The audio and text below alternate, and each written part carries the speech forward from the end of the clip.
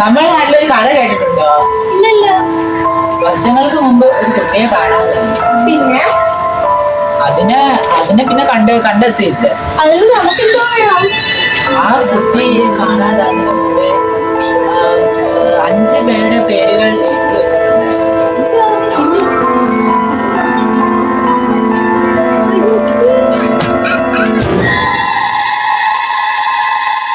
എനിക്കങ്ങോട്ട് ഉറക്കം വരും. എനിക്ക് തോന്നുന്നു നമ്മളെ ദൂരെ നിന്ന് ആരും നോക്കുന്നുണ്ടെന്ന്. മതി, എല്ലാവരും പേടിക്കാൻ തുടങ്ങി.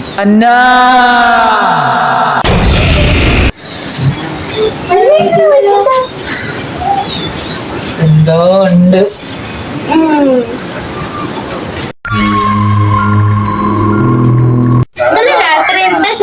ശബ്ദം നമ്മൾ കേട്ടായിരുന്നു.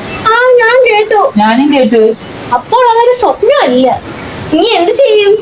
ആ കാണാതെ കുട്ടിയെ കുറിച്ച് കൂടുതൽ നമ്മൾ അറിയണം. അതെ.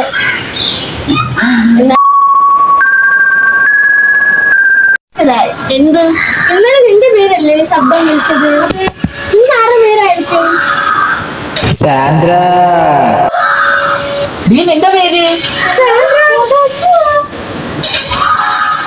ഇതാരാണ് ചെയ്യുന്നത്?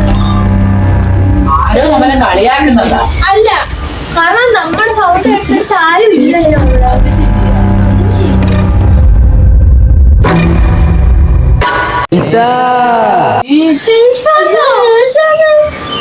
ആരെയും വിളിക്കുന്നത്? ഇതെന്തായാലും കണ്ടുപിടിക്കണം. ഇതിന് ജോയിൽ മാത്രമേ ഉള്ളൂ ശബ്ദം വിളിക്കാൻ. ശരിയാ, പറയാതെടി. അത് കുഴപ്പമില്ല.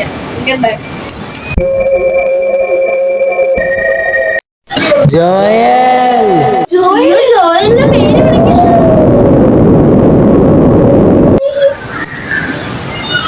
നമ്മുടെ 4 പേരുടെയും പേര് വിളിച്ചു കഴിഞ്ഞു. ഇനി എന്തായിരിക്കും നടക്കുക? എനിക്കാണ് പേടിയായിട്ട് വയ്യ. അവസാനം നിങ്ങൾ മനസ്സിലാക്കി. നീ ആരാണ്? വർഷങ്ങൾക്ക് മുമ്പ് കാണാതെയായ കുട്ടി. നിനക്ക് ഞങ്ങളുടെ പേര് എങ്ങനെ അറിയാം? കാരണം നിങ്ങൾ 4 പേരല്ല. എന്താണ് ഇതിന്റെ അർത്ഥം? കാരണം ഞാൻ എപ്പോഴും നിങ്ങളോട് കൂടെ ഉണ്ടായില്ല. 5ാമത്തെ ആൾ? അതെ. നിനക്ക് എന്താണ് വേണ്ടത്? എന്റെ പേര് ഓർക്കാൻ ഒരാൾ മാത്രം മതി. നിങ്ങൾക്ക് അവന്റെ പേര് അറിയാമോ? ഇല്ല, എനിക്കുമില്ല. വിചിത്രം. ജോയൽ, പറയൂ, ആരാണ് ഈ ജോയൽ?